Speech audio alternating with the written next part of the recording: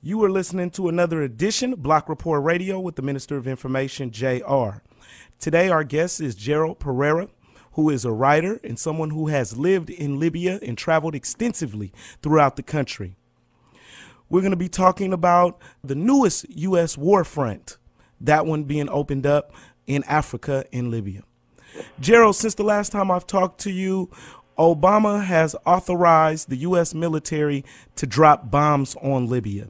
What is your viewpoint of Obama authorizing this? Some people say it was an illegal authorization. But what is your viewpoints first on the fact that President Obama, the first black president of the United States, dropped bombs on Libya? Yes, I think this is sad because, to be honest with you, JR, I think deep down, President Obama is a very decent human being. But I think that his policy towards Africa and his policy toward Libya has been hijacked or is being influenced by the neocons, And I think that he's just, I don't think that he's really I think there are more powerful forces behind this. If anybody understands the nature of the system in the United States, I think this is crystal clear that I think the president has become a prisoner of very powerful forces that people, an invisible government, and who are not elected by the people, and regardless of whether Democrats or Republicans are in, these are the people who shape foreign policy. And I think the president, again, I said it, I think he's a very decent person, but I think he's, I'm not into the bashing of President Obama. I know there's a lot of contradictions here, but there's very powerful forces, and I think the neocons are behind this. Well, what do you think about Sarkozy, the president of France, calling really loudly for this campaign, which was led by the United States and France and other Western powers? But what do you think about Sarkozy being as vocal as he has when he had a relationship with the Gaddafi family and also the Libyan people?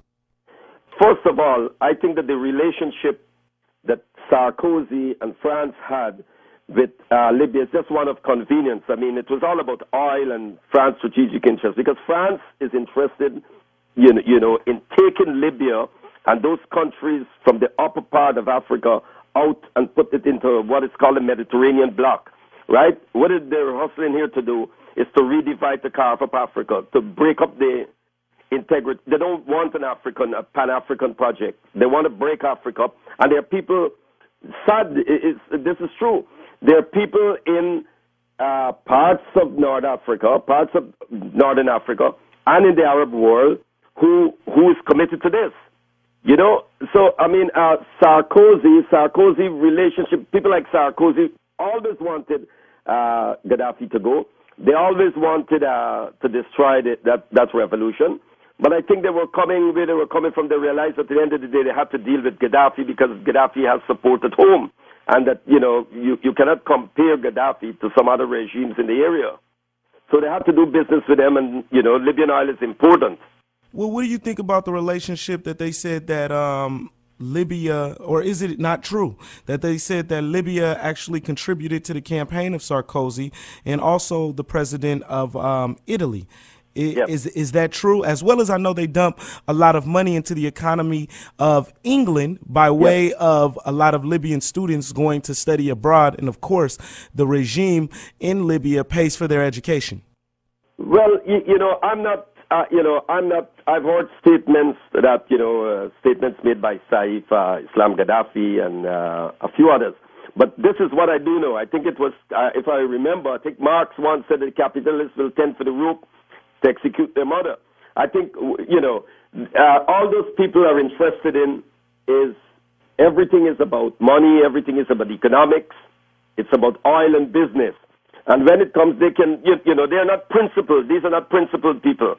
And I think, Gaddafi and the Libyan revolution understand these facets, these features of these people's mindset. I mean, for example, when Libya paid compensation for the Lockerbie bombing, they said we paid it. We took the thing, but we didn't commit the crime. Right. So they had to pay. They paid money to get the sanctions lifted, and they did that.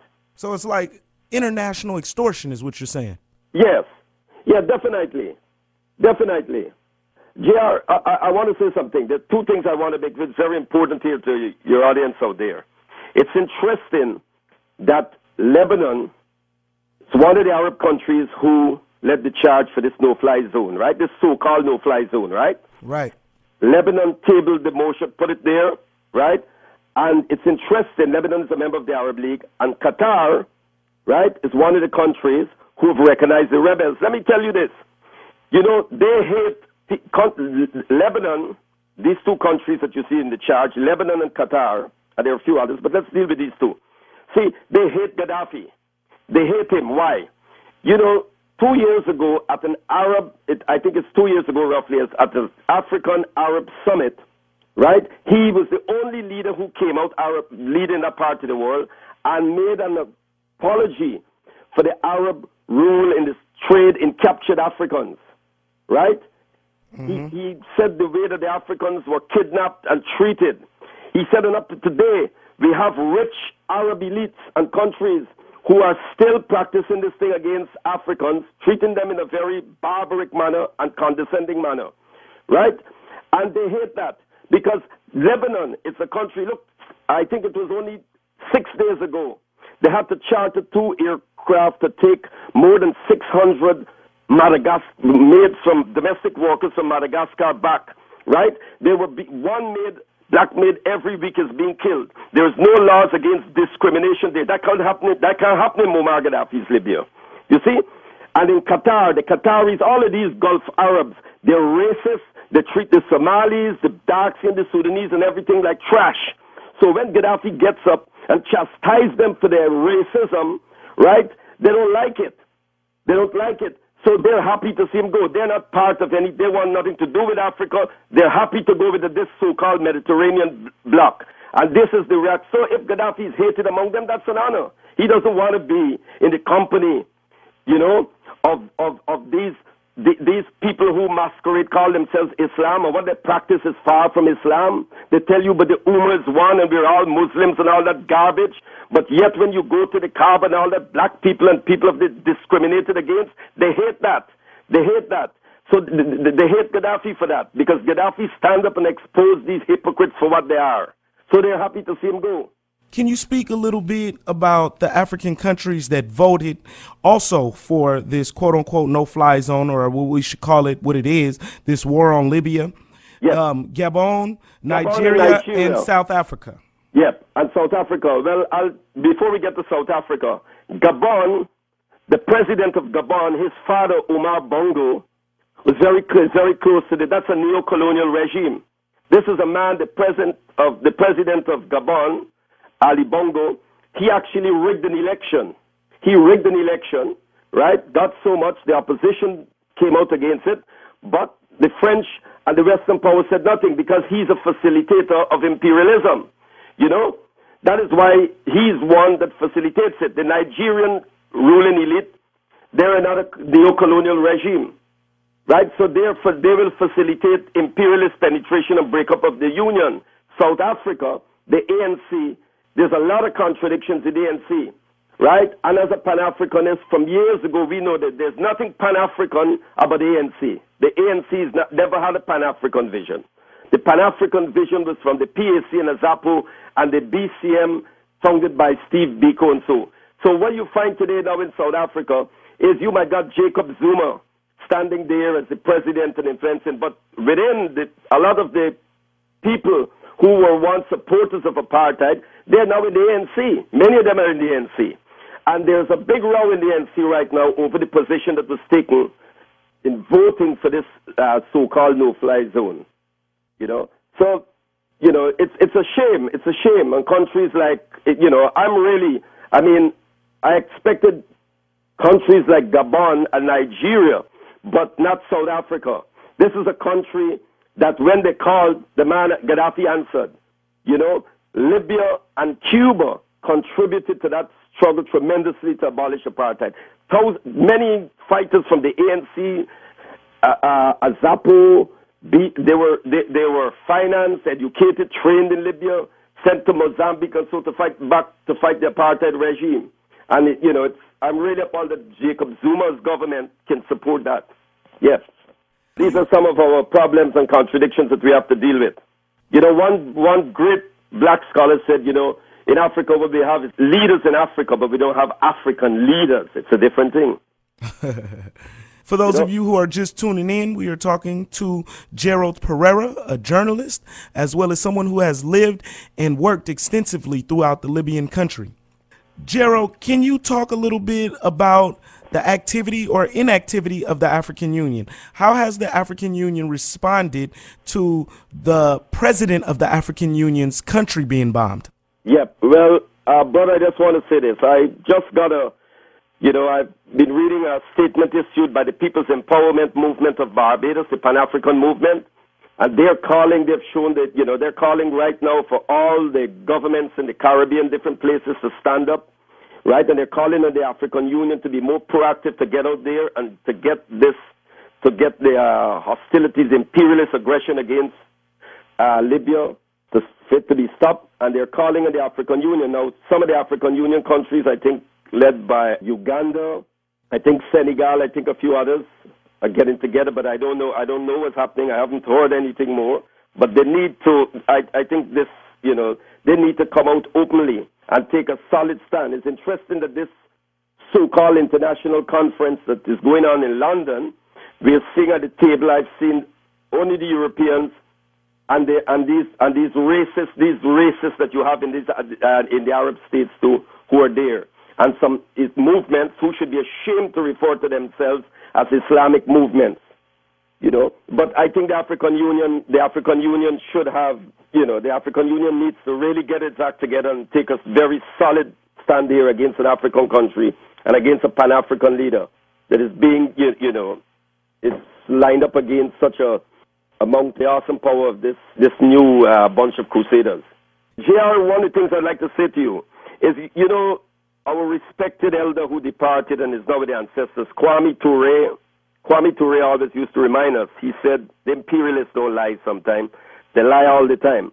I was watching TV and I'm watching this bare-faced liar, David Cameron, saying that they're in there to protect Libyan citizens. It's interesting. When the rebels are heavily armed and they're shelling the revolutionary forces, right? But nobody speaks about the rebels killing people. Right.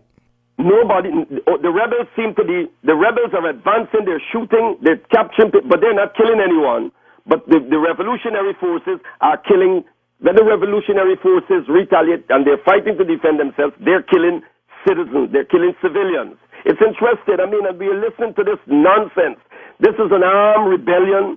These people were given weapons. The first time when the uprising, the rebellion started and the security forces went in, there were people snipers were shooting at the security forces. This is an armed rebellion, and there's concrete evidence that Al-Qaeda is in there, right? The other thing I want to mention, one of the Al-Qaeda commanders in there, right, who is now, it's all over the net, you can read it. This is a man who was captured in Afghanistan. Okay? He's Libyan, and he was handed over to the Libyan government by the Americans.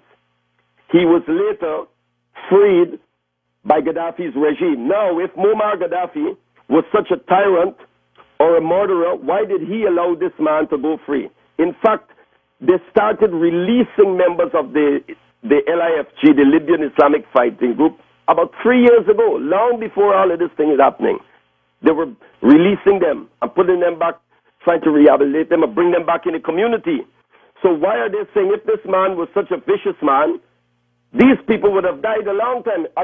Could you imagine, with all respect, I don't want to get into this, if a captured Iraqi was handed back to Saddam Hussein at the time, he would not have been alive to be fighting again. So I'm trying to show you this man that they're trying to portray as some tyrant, right? Right. He is not. He is not. This is a man who people who know this man know that this man is a man who basically, if you read his green book, you'll see it. This is a man who over the years has stood for peace, right? There are many conflicts. Look, the other day, there was I think 2 years ago, there was a huge Tuareg rebellion against the governments of Mali and Niger. And the talks were held, the broker talks in Libya, in the city of Sirte, and it came to, they agreed on a number of issues and so. Now, the Tuaregs are saying that they're going to defend him.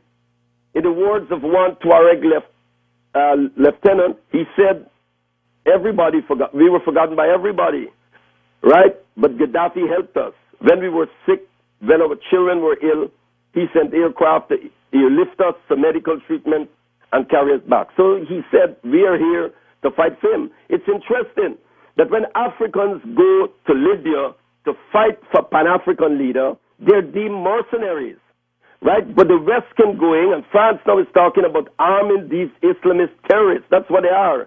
They're Islamist terrorists. These people who are waging this battle against Gaddafi are masquerading under the banner of Islam.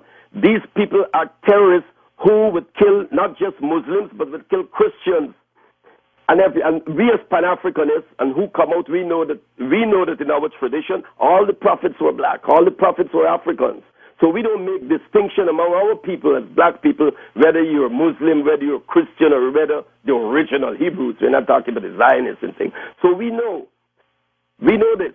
So we are not into any pan-Islamic project. I'm not no pan-Islamic or pan-Islamist or any nonsense. I'm opposed to that. I'm a Pan-Africanist, and I believe that we have to bring all of our people, African black people, together under one banner, whether we're Muslims, whether we're Christians, or whether we are Hebrews, the black Hebrews.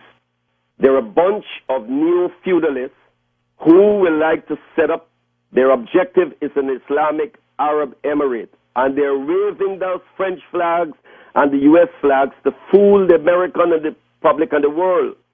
But if they are able to roll back this revolution and seize power, it's going to be a different thing. You're going to see what is going to play out. And it's going to be worse than Iraq. Can you talk a little bit about the red, black, and green flag that is being flown by the rebels? The red, black, and green with the crescent. The crescent is on it. That's the flag the flag during the Senussi period. That's the monarch, the flag of the monarchists. Those flags, as somebody asked the question, where were those flags? Were they under beds or in cupboards for the past 40 years? Those flags were manufactured and brought in, right? And there are other forces behind that. Those flags is just like when they had the uprising in Lebanon, you saw all those thousands of Lebanese flags that were made in another part of the world and flown in. It's the same thing playing out here. It's the same thing. And while the battle for Libya is going on, they're trying to push out a progressive Pan-Africanist, a man who's resisting neocolonialism in Côte d'Ivoire. Speak to that a little bit for people that don't know. Yeah, well, Laurent Gbagbo is, as you know, a very brilliant man. He's a fine mind, a historian, a man who understands the issues. What happened is,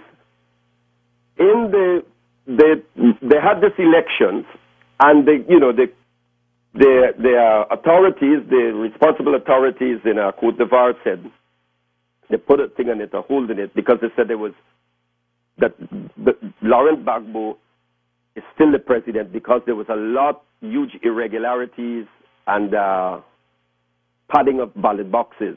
For example, as was pointed out by one of Laurent Gbagbo's representatives, in the area where the rebels are, right, the amount of votes coming from that area, the amount of people who voted or turned up was more than the people that they have living in the area. So a lot of people, Gbagbo's supporters, couldn't even go to the polls because they were intimidated by the rebels, right? Right. So the court said, look, hold this. But they're not interested in that. External forces don't want to see. They don't want to rerun. They don't want to examine anything. They just want to put in their boy, their puppet, who will help facilitate the plunder of the resources, make the cheaper cocoa, cheaper coffee, whatever. And there's evidence that France was training and arming those rebels in a neighboring country. And they're trying to portray Laurent Gbagbo. This is what they do to progressive and revolutionary African leaders. Gbagbo has no assets in France or anyway. This is a man that I wonder why the youth, the young people, the young patriots, why the youth and the poor are ready to die for him. So this is going to be another drawn-out struggle. What we're witnessing here in Africa now, the battle lines are, being drawn. We're heading up for conflict. The leaders and forces that are committed to the Pan-African project, to the African Unity Project, we're witnessing they're coming under fire by the imperialists and the facilitators in the continent. And we have to stand with them. It's interesting that we should go over now to Haiti, where they allow Papa Doc's son, baby Doc, to return. But when Aristide, who commands popular support at the grassroots level, was ready to leave, why would the Americans call on Zuma to tell Zuma they were worried about him going back? Right. These are glaring, this is hypocrisy to the highest. Baby Doc looted his country. Jean-Bertrand Aristide was extremely popular, still is popular, and if the whole of free and fair elections tomorrow will sweep the polls. This is a man that refused to allow the IMF and the World Bank to dictate to him. If France is so much interested in democracy and human dignity, why the hell France is still taking reparations? The descendants of slaves got to pay the French for their ancestors who enslaved our people. Right. Haiti won its independence. Haiti won its independence, and Haiti has to be, instead of they giving us reparations, Haiti has to be repaying France, because our ancestors smashed the entire system of slavery, establishing an independent republic. And many believe that Aristide was overthrown because he demanded that France give that money back. That's right. He was removed at gunpoint and put on a plane by some of the very forces who are bombing the hell out of Libya today. The United States, Canada, France, and all of them. They were involved in moving Aristide out of that country. And this is France that is standing now but they're going to protect the Libyan people. What hypocrisy. Such bare-faced liars they are. And it's time our people wake up to this nonsense.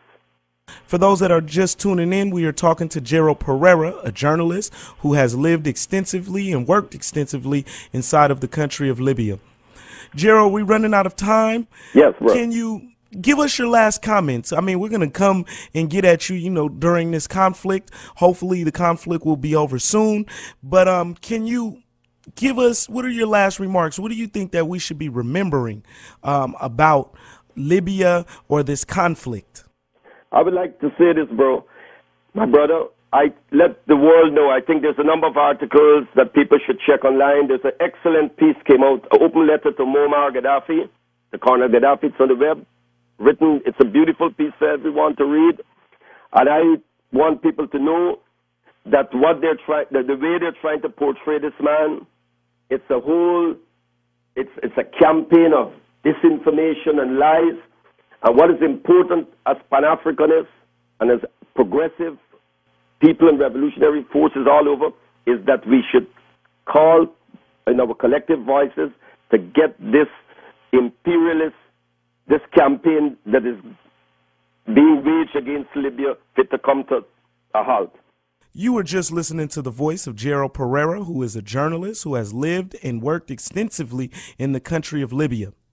I am the Minister of Information, JR, for BlockReportRadio.com. And until next time, we out.